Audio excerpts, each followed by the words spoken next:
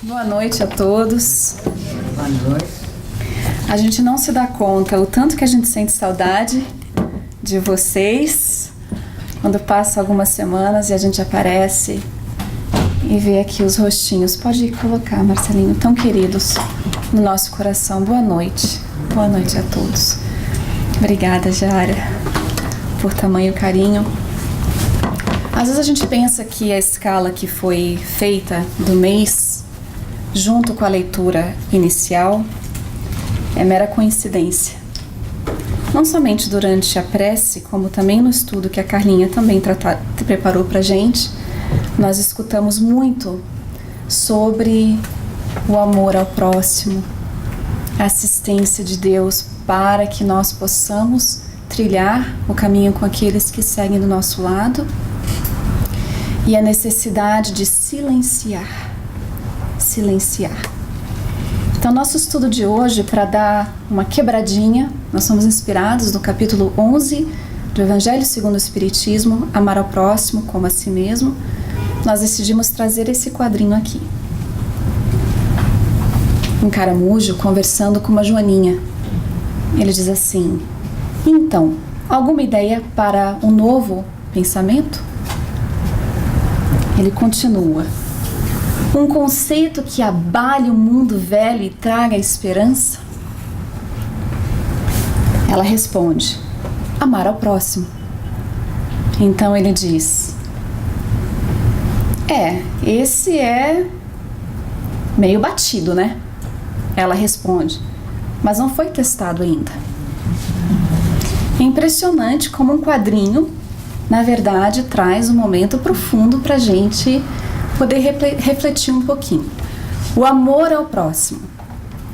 Este não foi testado ainda. Então nós fomos e decidimos trazer esse estudo com uma pergunta para vocês. Amar ao próximo? Qual deles? É uma proposta desafiadora que Jesus trouxe, não é? É muito fácil nós amarmos o Marcelo, a Robi, a Jara, a Teca, o Jim, que levantou a mão ali atrás, o Elcio mais ou menos, né? Mas a gente dá conta. É muito fácil a gente chegar aqui e ter esse sentimento de fraternidade, essa família espiritual que semana após semana nós encontramos aqui na nossa casa. É fácil. Mas e aqueles relacionamentos tão difíceis?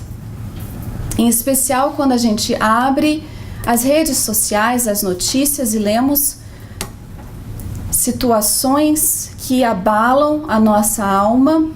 É de fato uma proposta bem desafiadora que o Mestre nos trouxe. Então focaremos no capítulo 11 nesses 3 temas aqui, que é o maior mandamento, a lei de amor e também o egoísmo. E começamos com a pergunta milenar: Mestre, qual o mandamento maior da lei?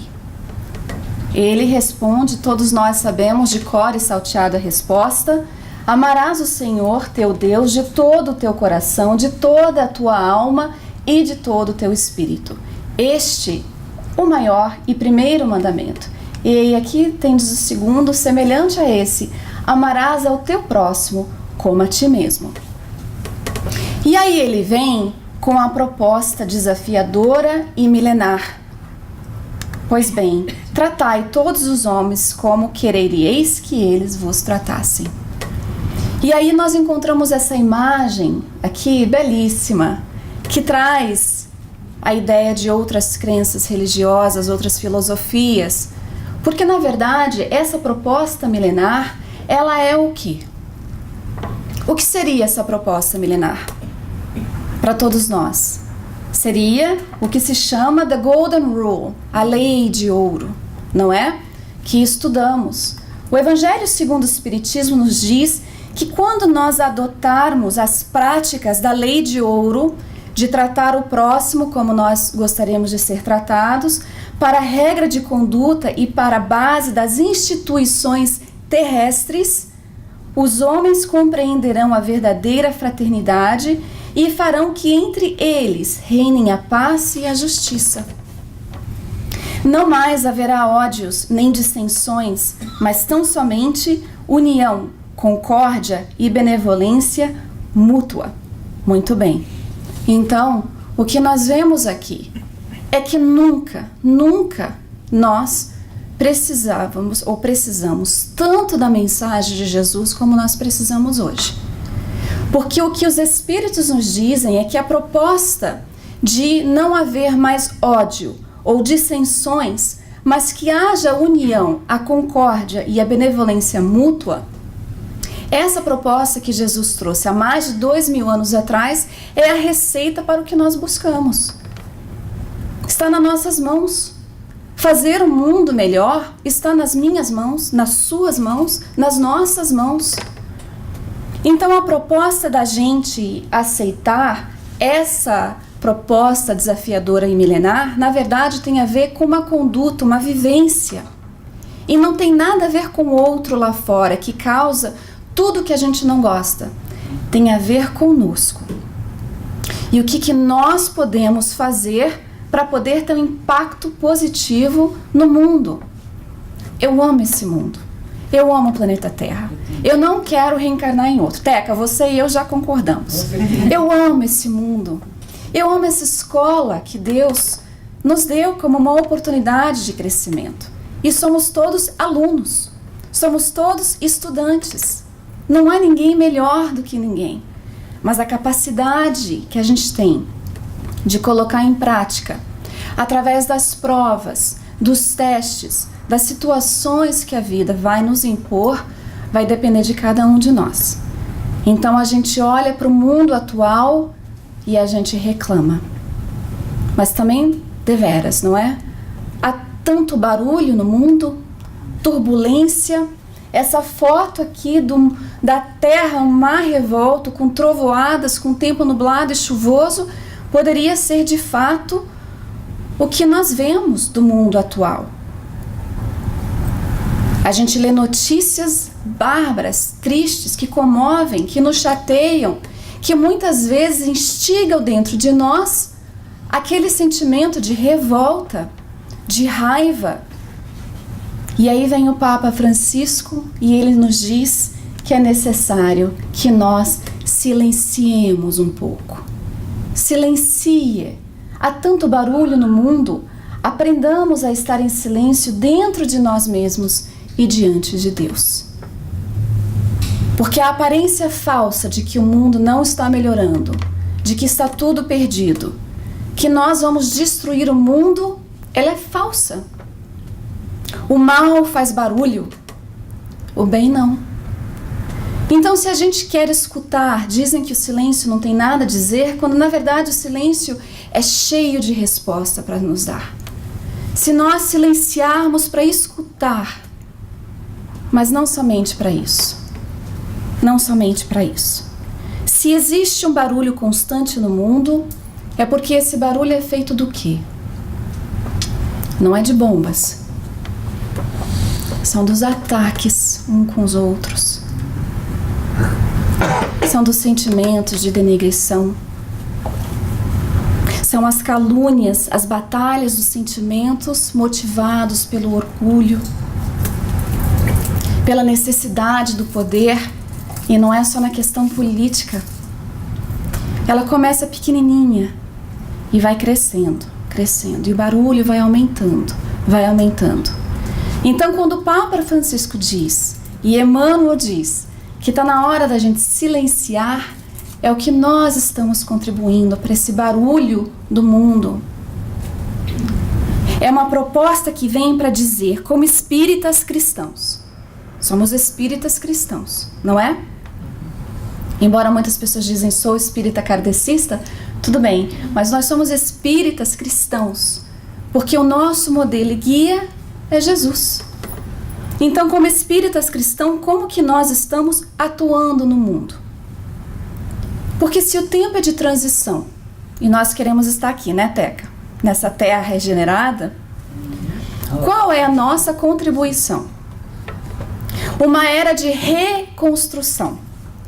Quando existe construção, existe crise, caos, poeira. Mas existem as ferramentas de construção. Existem aqueles recursos que nos são dados para que a gente possa obrar na terra. Ceareiros, todos somos. Todos temos as ferramentas que são únicas nossas. A minha não é melhor do que a de ninguém. Ela é só diferente por causa da minha capacidade de perceber, de obrar, de fazer, de sentir, de pensar. E cada um de nós aqui, vou dizer que talvez tenha umas 100 pessoas aqui dentro, são 100 ferramentas únicas que pode contribuir para a construção de um mundo melhor.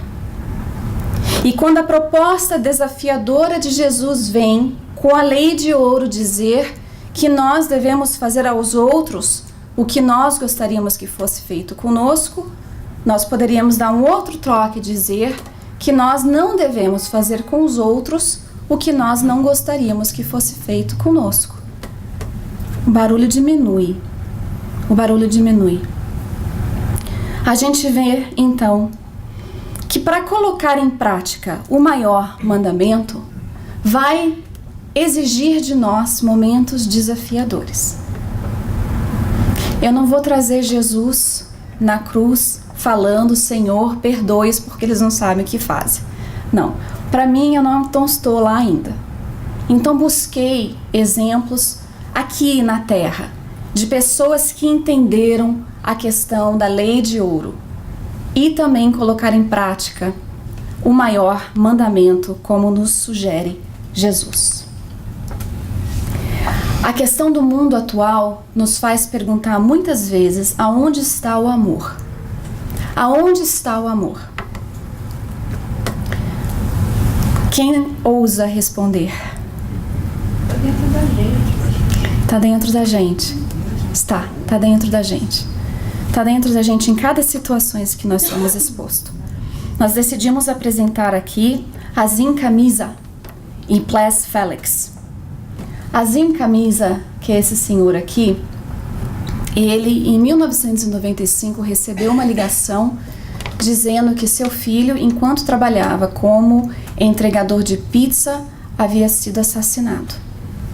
Uma gangue pediu uma pizza, ele foi entregar e quando abriu a porta não quiseram pagar, ele então não quis entregar a pizza e o teste para aquele membro de 14 anos era matar o filho dele. E assim fizeram. Tariq Camisa tinha 20 anos de idade. Ele explica pra gente, esse senhor aqui é Ples Felix, ele tomava conta de Tony Curtis, um menino de 14 anos que, na iniciação de gangue, decidiu aceitar o desafio dos amigos de matar um menino de 20 anos inocente. O que ele fez? Ele disse que para ele foi como se houvesse sido uma bomba nuclear que estourou dentro do coração dele, despedaçando a alma e qualquer ponto de esperança que existisse nele. Ele diz nas conferências que não existem palavras para descrever o tamanho da sua dor. Então o que ele faz? Ele diz que na sua fé ele fez a única coisa que havia para fazer. Ele entrou em prece. Prece, meses, dias, semanas. Até que bem profundo na alma dele ele escutou: só existe um caminho para sarar o seu coração e é o perdão. E não somente o perdão, é reconhecer que não somente na frente da arma havia uma vítima, como a que estava segurando também. Difícil pensar nisso. Era um menino de 14 anos, numa sociedade que não havia explicado para ele, talvez a educação, as questões, as consequências, fez sem pensar, no momento infantil e imaturo que o colocou na prisão. Então, quando ele decidiu perdoar, ele fez duas coisas. A primeira, ele criou uma instituição em nome do filho, a Tariq Foundation, aonde eles iriam educar outros jovens que não era pelo meio da violência que se vivia nesse mundo atual. O combate era outro. E mais, ele visitou o menino na prisão e o perdoou. E não somente o perdoou, como disse para ele da necessidade dele estudar na prisão, porque quando ele fosse solto, ele o colocaria para trabalhar na instituição, reparando o mal que ele havia feito. Então ele diz: quando você perdoa para você, não é para o outro. Não é para o outro que você perdoa. O amor ao próximo, o perdão ao próximo vem pelo amor que se existe no coração. Porque amar ao próximo é muito mais do que a questão vulgar da palavra ou muito simples de se entender. Vai muito além.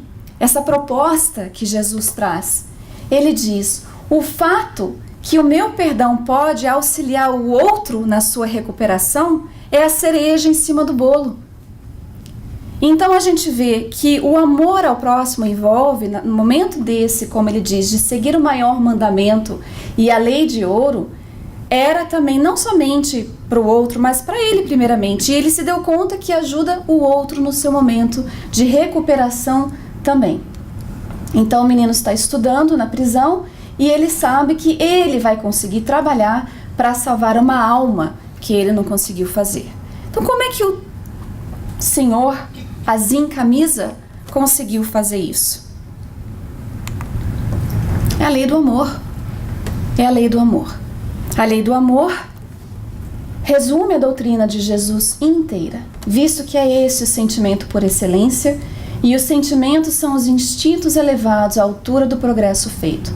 E diz também que os instintos que tem dentro de nós são embrionários, são embriões, são germes. E quando a gente vai crescendo, evoluindo e colocando em prática, fazendo um esforço de colocar em prática os ensinamentos de Jesus, eventualmente desabrocharão, nascerão, nos elevarão num estado consciencial que hoje ainda nós não temos a capacidade de entender. Então, continuando, na origem o homem só tem instintos, quando mais avançado e corrompido só tem sensações, e quando instruído e depurado tem sentimentos. E é então a questão do amor no sentido de que é um sol interior que condensa e reúne em seu ardente foco todas as aspirações e relações sobre-humanas. Então, embora a gente talvez não tenha essa capacidade de entender ainda, quando o momento é certo de colocarmos em prática o maior mandamento de amar ao próximo como a nós mesmos, nós vamos ter a capacidade de fazer, porque teremos as ferramentas necessárias para fazer isso. Então, quando perguntamos, amar ao próximo, qual deles? Qual deles? É todos, é todos. Infelizmente, nós ainda temos a dificuldade de colocar em prática isso no nosso próprio lar. Mas a gente quer ver um mundo melhor. Se a gente quer ver um mundo melhor e não temos a capacidade de trabalhar as questões que hoje abalam o nosso mundo, como que a gente vai querer mudar o mundo? Tem que começar dentro de casa. Gostaríamos de trazer aqui algo muito interessante que está acontecendo no nosso mundo atual. E vamos trazer não somente a Revista Espírita, como a Gênese, porque não é André inventando o que vai ser falado aqui agora. Conta-nos uns espíritos que nós temos a capacidade de modificar a atmosfera espiritual em que nós vivemos. Não estamos falando de climate change, nem de global warming. Não, a gente está falando de uma coisa muito séria. 2 ou 3 semanas atrás, eu fiquei tão chocada com uma coisa que eu vi no Facebook que eu compartilhei. E nessa reportagem era a denigrição da imagem de uma pessoa que se expôs. Os comentários que eu fui recebendo no posting foi exatamente igual ao meu. Aí a Carla fala: quem procura acha. Acha no que lê, no que busca. E quando eu fui lendo aquilo, eu estava no trabalho e havia aberto uma mensagem que falava sobre paz. E eu me envergonhei. E não somente isso, eu estava preparando para esse estudo, para um outro centro. E tem um professor que chama Al Valdez. Ele fala que todos nós temos o que ele chama de esfera de ação. Cada um de nós temos uma esfera de ação. E quando nós agimos, outras pessoas encontrarão ressonância com a nossa esfera de ação. Se ela for do bem e pacificadora, outras pessoas encontrarão o quê? Ressonância. E vão querer se unir a nós.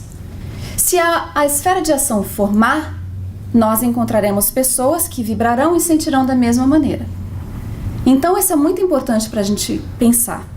Porque Paulo de Tarso lá atrás falava que para a gente proclamar a boa nova, levar a palavra de Jesus, nós tínhamos que usar o poder do Espírito. Haroldo Dutra Dias diz que hoje em dia o poder do Espírito são as redes sociais, é a internet, é o Facebook, é o WhatsApp, é o que a gente quiser usar hoje em dia, que a gente tem em nosso benefício. Então automaticamente eu deletei o posting, porque eu fiquei envergonhada de mim mesma. Poxa, eu vou no centro espírita, eu estudo sobre isso, eu sei sobre a lei de afinidade e eu joguei um lixo na atmosfera fluídica. E outros que sentem da mesma maneira compartilharam e participaram. Então veja só o que Allan Kardec trouxe para nós na Revista Espírita, mês de maio de 1867. Pode-se concluir assim que em torno de uma pessoa, de uma família, de uma cidade, de uma nação ou do planeta, existe uma atmosfera espiritual fluídica, que varia vibratoriamente segundo a natureza moral dos espíritos envolvidos. Aí a gente fala, eu quero fazer uma mudança no mundo. Mas o que eu estou emanando? Como estou contribuindo para essa atmosfera espiritual fluídica ao nosso redor? Veja o poder do pensamento e das qualidades que nós damos ao pensamento através dos nossos sentimentos. De poder ter a capacidade, queremos mudar o mundo? Podemos. A gente tem a capacidade de modificar essa atmosfera fluídica, espiritual, contribuindo para a melhora do mundo. Aliás, os espíritos promovem e querem isso de nós. André Luiz, no livro Sexo e Destino, narra um episódio em que uma pessoa está em apuro e ele estava buscando mentes ligadas em oração para que pudesse atuar naquela pessoa e guiá-la para ajudar a pessoa que estava em apuro. Ele não encontrava ninguém. Todo mundo preocupado com seus sentimentos inferiores, denegrindo, fofocando, fazendo coisas que não precisava estar utilizando o tempo com nada produtivo. Não poderia construir nada naquele momento. Então a gente vê que a equipe, se nós quisermos chamar o batalhão do amor, contam com novos soldados na construção de um novo mundo. E os novos soldados estão aqui dentro, encarnados e desencarnados. Eles contam com todos nós, com a nossa contribuição. Será através desse entendimento, colocando a prática do maior mandamento, que vamos ver o efeito da lei do amor no mundo. Os efeitos da lei de amor são o melhoramento moral da raça humana e a felicidade durante a vida terrestre. E aí a gente vê movimentos que são criados tão bonitos, aquele Pay It Forward, não é? Isso é até um filme bem bonito. Faça uma coisa boa, passa adiante, e a gente vê as pessoas fazendo, porque o bem, ele atrai mais do que o mal. É irresistível. Quem aqui nunca viu uma pessoa fazendo bem e não se tocou profundamente na alma, querendo fazer parte, até mesmo da vida pessoal daquela pessoa? Poxa, ela vibra coisa boa, a gente quer ficar do lado dela, porque contagia. O que emana do coração humano que tem amor, contagia e faz mais diferença do que o mal. Então, através disso, nós vamos desenvolver o quê? O amor. Nós vamos desenvolver a tolerância com os outros, o respeito e também a caridade. E mais ainda, na relação com o próximo, fazendo a caridade, nós vamos desenvolver o que Jesus entendia por caridade, que era a benevolência para com todos, a indulgência com as falhas alheias e o perdão às ofensas. Quando nós colocamos em prática a lei de ouro, nós vamos ver que nós também queremos que sejam benevolentes conosco, que sejam indulgentes com as nossas falhas e que perdoem as nossas ofensas também, porque não há perfeição na terra. Então o que nós buscamos é o que nós devemos fazer também. É por isso que através desses sentimentos aqui, a Zen-camisa foi possível dele praticar o perdão com o menino, porque o perdão só é possível quando há amor no coração. No coração. Porque uma das coisas que a gente tem que entender é que ninguém aqui está falando que temos que amar o inimigo na hora. Não é? Não há como. O processo do perdão, e também nem tampouco para desvalidar sentimentos doídos do coração, dores que ferem as almas. Nós somos entitled. Como é que fala entitled? Nós temos o direito de sentir a dor, não é? De digerir, de fazer uma análise. E isso vai levar, às vezes, um dia, uma semana, um mês, um ano, uma vida toda. Às vezes a ferida é tão profunda que leva tempo e tá tudo bem. Os espíritos não nos dizem que a gente tem que sarar ali na hora, não. Mas eles falam para fazer o processo, para começar o processo desse perdão, não somente com os outros, mas também conosco mesmo. Então o Tony, esse menino aqui do meio, com o pai do menino que ele assassinou e aquele que tomava conta dele, ele disse: este homem é muito especial. Eu matei o seu único filho e mesmo assim ele consegue sentar do meu lado, conversar comigo, me encorajar a ser melhor e me oferecer trabalho quando sair da prisão. O amor ao próximo, o amor no coração é o que vai fazer possível o trabalho do perdão. Com amor de Fenelon para você. Fenelon traz pra gente uma receitinha para a gente poder olhar o mundo com novos olhos. Ele diz: não acrediteis na esterilidade e no endurecimento do coração humano. Ao amor verdadeiro, ele, a seu mau grado, cede. É um imã a que não lhe é possível resistir.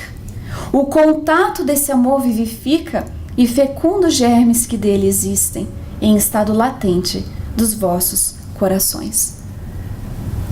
Às vezes a gente fica na preocupação de fazer as coisas certas, porque existem espíritos ao nosso redor que nos assistem a todo tempo e temos medo da obsessão.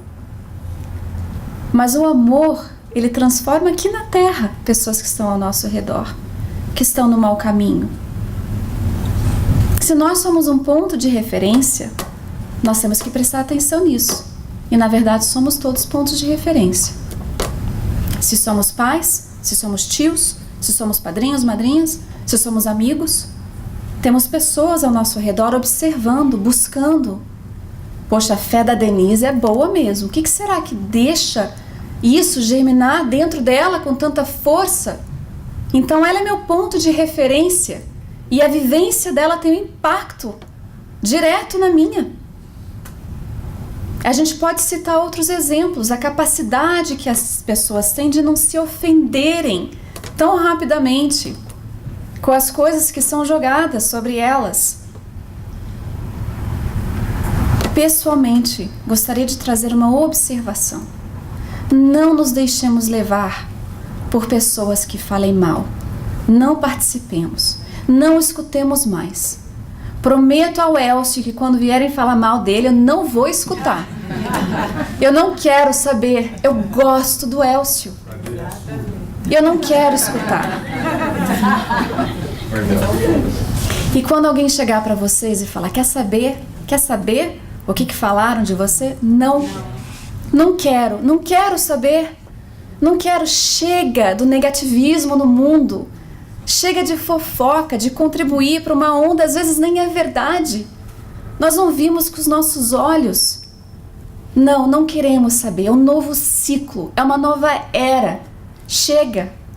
Não compartilhemos coisas nas redes sociais que alimentam raiva, que alimentam dúvida, a falta de fé. Não. Tem gente que abre o Facebook buscando por uma luz, então compartilha. Tem tanta coisa bonita nesse mundo para compartilhar. Modifica, muda a energia, contribua dessa maneira para um mundo melhor. Coloca as coisas de gatinho. A Fernanda agora tá com um lindo. Eu amo ver os postings dela, me deixa feliz. Mas uma coisa boa, coloca uma frase. Coloca algo que desperta. A pessoa às vezes tem carência no mundo. O Facebook é o mundo dela. Então, se é o mundo dela, abrace a pessoa. Coloque as coisas positivas. Chega de poluir a atmosfera fluídica e espiritual que está ao nosso redor. A prática do que nós aprendemos aqui no Centro Espírita é o que vai fazer uma diferença no mundo.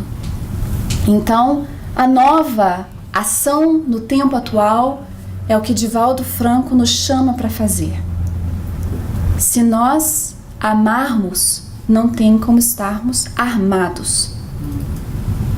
Desarmar para poder amar.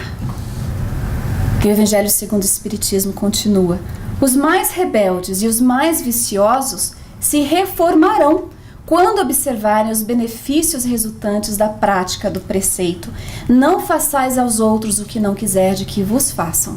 Fazei-lhes, ao contrário, todo o bem que vos esteja ao alcance fazer-lhes. E como a proposta milenária é para cada um de nós individualmente, não importa o que o outro esteja fazendo de errado. O que importa no final da história, quando nós desencarnarmos e abrirmos a nossa maleta, é o que nós estamos levando daqui. Não importa o que os outros fazem. E muitas vezes a nossa boa conduta é o que vai facilitar para essas pessoas que ilusoriamente parece que tem um coração endurecido, mas não tem. São os mais necessitados, na verdade, de amor. Amar no sentido profundo do termo é ser leal, probo, consciencioso, para fazer aos outros o que quer que eles lhe façam. É procurar em torno de si o sentido íntimo de todas as dores que acabrunham seus irmãos para suavizá-las. Então, em vez de usarmos e desperdiçarmos a nossa energia com as coisas ruins do mundo, vamos buscar as dores para suavizar. Vamos focar nisso. Enquanto estão os outros ali atacando, denegrindo, fazendo, existem aqueles que choram, que sentem dor, que estão com fome, que precisam de assistência e sofrem em silêncio. Nós busquemos a eles. É considerar como sua a grande família humana, porque essa família todos a encontrareis, dentro de certo período, em mundos mais adiantados, e os espíritos que a compõem são como vós, filhos de Deus, destinados a se elevarem ao infinito. Assim, não podeis recusar aos vossos irmãos o que Deus liberalmente vos outorgou, porquanto de vosso lado muito vos alegraria que vossos irmãos vos dessem aquilo que necessitais. Para todos os sofrimentos tende, pois, sempre uma palavra de esperança e de conforto, a fim de que sejais inteiramente amor e justiça. E como às vezes esse desafio ele é desafioso, essa proposta é desafiosa, nós temos algo que vai facilitar para que a gente desenvolva esse olhar amoroso ao próximo, não importa quem seja ele. Crede que esta sábia exortação, amai bastante para serdes amados, abrirá caminho, revolucionária. Pessoas que estudam o Cristo, muitos deles dizem que Jesus era revolucionário. Ele veio modificar por completo a face do mundo e segue fazendo até hoje. Ela segue sua rota, que é determinada, invariável, mas já ganhastes muito vós que me ouvis, pois que já sois infinitamente melhores do que erais há 100 anos. Nós, está falando diretamente para nós aqui. Antigamente o próximo era aquele que nós gostávamos de ver sendo devorado pelo leão. Lembram? Hoje em dia não. as coisas que abalam o nosso coração já mostram que nós progredimos. Mas ele continua: mudastes tanto em proveito vosso, que aceitais de boa mente sobre a liberdade e a fraternidade, uma imensidade de ideias novas que outrora rejeitaríeis. Obrigado. Ele continua: ora, daqui a 100 anos, sem dúvida, aceitareis com a mesma facilidade as que ainda vos não puderem entrar no cérebro. Então, o olhar amoroso ao próximo é olhar para ele entendendo que talvez essas verdades que entraram no nosso coração ainda não entrou nos deles. E não é olhar para ele e humilhar e dizer eu sei mais do que você. É olhar para ele como espírito imortal que está na sua própria jornada. É olhar para aquele que se expõe de tal maneira maldosa e raivosa no mundo e ter compaixão, porque o encontro dele com a sua própria consciência não vai ser tão boa, vai ser dolorosa. Então é um sentimento de compaixão que a gente vai desenvolvendo pelo próximo. Por quê? Se nós pudéssemos ler a história secreta dos nossos inimigos, aqueles que nós não queremos bem, encontraríamos em cada vida tristeza e sofrimento suficiente para aplacar qualquer hostilidade. Isso é muito profundo. Essa pessoa aqui, Henry Wadsworth Longfellow, é um poeta inglês, britânico. Ele tem que ser espírita para ter escrito uma coisa dessa, não é? Porque se a gente for levar em consideração que cada espírito tem um histórico, vivências diferentes, uma bagagem, o que será que contribui para a pessoa ser tão amarga, ser tão dura? Será que ela é feliz sendo assim? Então ele fala, se nós tivermos o olhar, pudéssemos ver dentro de cada um o seu histórico, seus sofrimentos, o que ele passou, a compaixão ia entrar no nosso coração. E nós íamos nos desarmar. Desarmar. Essa é a proposta da noite. É por isso que nós temos que trabalhar exatamente naquilo que muitas vezes é o que impede que nós vamos de encontro com o outro, que é o egoísmo. O egoísmo, chaga da humanidade, tem que desaparecer da Terra, a cujo progresso moral obsta. Ao Espiritismo está reservada a tarefa de fazê-la ascender na hierarquia dos mundos. Estamos falando aqui da Terra. O egoísmo é, pois, o alvo para o qual todos os verdadeiros crentes devem apontar suas armas, dirigir suas forças, sua coragem. Então não é atacar o outro, é dirigir para dentro de nós, buscar ali o quê? A coragem, porque temos que necessitar dela para vencer a nós mesmos, muito mais do que vencer aos outros. Nós podemos atacar o outro até humilhá-lo, para ele se sentir o trapo do mundo, pelo erro que ele fez conosco. Isso é fácil, mas olhar para dentro e começar a batalhar aquilo que ainda estagna os nossos passos, estagna? Estagna. Aí está, é difícil, é bem desafiador. A doutrina espírita é uma luz. Ela vai iluminar exatamente os pontos onde nós temos que trabalhar. Mas ela não é punitiva, ela não é humilhante, ela não denigre, ela não aponta, ela simplesmente mostra os recursos que tem aqui disponível para a gente poder trabalhar dentro de nós. Estamos perdendo tempo em casa, às vezes com família, saímos do trabalho, viemos para cá cansados, estamos aqui, plena terça-feira, quase 9 horas da noite. O que buscamos? O que buscamos? Ele continua.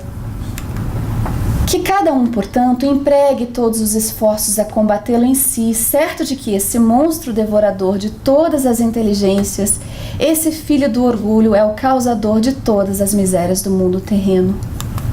É a negação da caridade e, por conseguinte, o maior obstáculo à felicidade dos homens. Para terminar, nós gostaríamos de narrar uma história do livro A Mensagem do Amor Imortal, de Valdo Franco com Amélia Rodrigues. Os adversários cruéis. Amélia começa narrando. jamais silenciaria a balada incomparável do Sermão da Montanha. As dúlcidas vibrações que emanaram do Mestre à medida que cantava o poema das bem-aventuranças impregnaram a natureza para o todo sempre e envolveram os ouvintes emocionados, preparando-os para as refregas do futuro.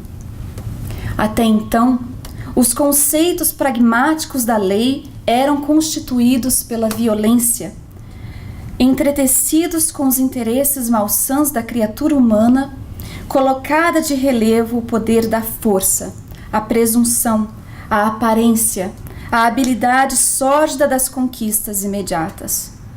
Parece que ele estava falando em 2016, né? Jesus, naquele momento, alterou em definitivo a conceituação de felicidade, estabelecendo os parâmetros por meio dos quais seria possível segui-la. Numa sociedade imediatista, assinalada pela hipocrisia e pela audácia do poder temporal, seria temeridade inverter a ordem conceitual a respeito de quem merece amor e é digno de ser considerado como bem-aventurado. As multidões que o ouviram permaneceram inebriadas, porque além dele haver exalçado a humildade, a pobreza em espírito, a fidelidade, o apoio à justiça e à verdade, também propuseram o novo código que deveria viger no porvir da humanidade. O amor deveria ocupar lugar de destaque nos códigos do futuro, mas não o amor interesseiro e servil, ou o direcionado àqueles que o merecem e retribuem com afeição correspondente, mas sim, quando oferecido aos que se fizeram difíceis de ser amados, aos ingratos, aos egoístas, porque esses são realmente os necessitados do sentimento libertador, embora não se deem conta disso. Logo após, lentamente, sob a carícia da noite bordada de astros luminosos, houve um silêncio que permaneceu. Jesus e os discípulos também desceram a Cafarnaum, onde prosseguiriam com o ministério libertador. Ao entardecer do dia seguinte, entre aqueles que lhe buscaram o concurso orientador, um homem de aspecto varonil e nobre se acercou. Após a saudação convencional e sem maior delonga, o estranho se identificou. Chamo-me Bartolomeu Bar Elisiar. Eu resido em Damanuta, pequena cidade que se localiza também às margens desse mar. Eu ouvi falar da vossa missão no monte, quando estabelecestes os paradigmas da ordem moral para a conquista do reino eterno. Não posso negar que jamais ouvi alguém dizer o que disseste, falar como falastes. Sou cultor das belas letras clássicas e das tradições de Israel, trabalhando-me para compreender a finalidade existencial da vida. Ninguém, porém, me penetrou tão profundamente como vós o fizeste. Continuo ouvindo sem parar o vosso verbo brando e sábio, cantando-me na acústica da alma e delineando-me roteiros fascinantes. Atormento-me, porém, Senhor, procurando identificar quais são os piores adversários do ser humano. Onde se travará a terrível batalha contra esses inimigos e quais as armas que poderemos usar? Jesus, então, silenciou, olhou para Bartolomeu e disse: interrogas quais são os maiores e mais perversos adversários do ser humano e como e onde combatê-los. Eu te direi que todos eles se encontram no imo do ser e trabalham ali pela sua infelicidade. Todos os indivíduos apontam-nos fora deles mesmos, supondo que as aflições e dores que produzem vêm do exterior, de outras pessoas. Por consequência, tornam-se inamistosos, rebeldes, vingativos. Isso ocorre, porém, porque vigem nas paisagens da alma esses insaciáveis perturbadores da paz e de todos os seres humanos, escondem-se e se mascaram, mudam de atitude e forma de crueldade, permanecem inatingidos no seu reino secreto, que é o coração. O mais impiedoso entre todos é o egoísmo, o monstro devorador das alegrias alheias, que termina por autodestruir-se também quando já tem a quem se impor. É responsável pela existência de todos os outros males que dele se fazem corte. O mestre silenciou um pouco e disse: a inveja, a maledicência, o ódio, o ciúme, a ambição desmedida, o ressentimento são tiranos da alma, que impedem o avanço do ser pela estrada da evolução, gerando tormentos inomináveis. Porque originários do mundo interno, a luta para vencê-los deve ser travada no campo da consciência, mediante as transformações das tendências inferiores e dos sentimentos para a adoção da conduta rica, de misericórdia, de compaixão, de entendimento fraternal, de caridade e de amor. O homem e a mulher, que pretendem ser realmente felizes e anelam por conquistar a felicidade na terra, devem superar esses algozes impenitentes que vivem no mundo íntimo e que são desafiadores e renitentes. É por isso que nós deixamos o convite que vem de Jesus, da doutrina espírita, do convite milenar da proposta desafiadora de participar do melhoramento do mundo. Grande conceito de renovação pelo Espiritismo, tão bem exposto em O Livro dos Espíritos. Tu produzirás o portentoso milagre do século vindouro, o da harmonização de todos os interesses materiais e espirituais dos homens, pela aplicação desse preceito bem compreendido. Amai bastante para serdes amados. Obrigada a todos pela atenção. Que a paz de Jesus seja conosco.